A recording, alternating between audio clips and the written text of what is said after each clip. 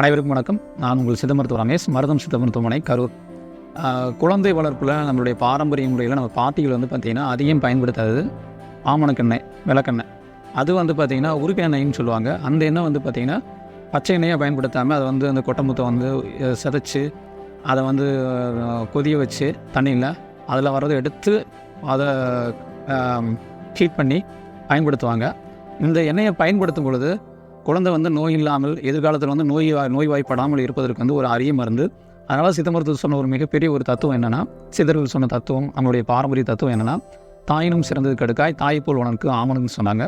இந்த முறையை நீங்கள் கண்டிப்பாக நம்மளுடைய பாட்டிமார்கிட்ட கேட்டு நீங்கள் பயன்படுத்துங்க. கண்டிப்பாக குழந்தை நோய் இல்லாமல் இருக்கும்.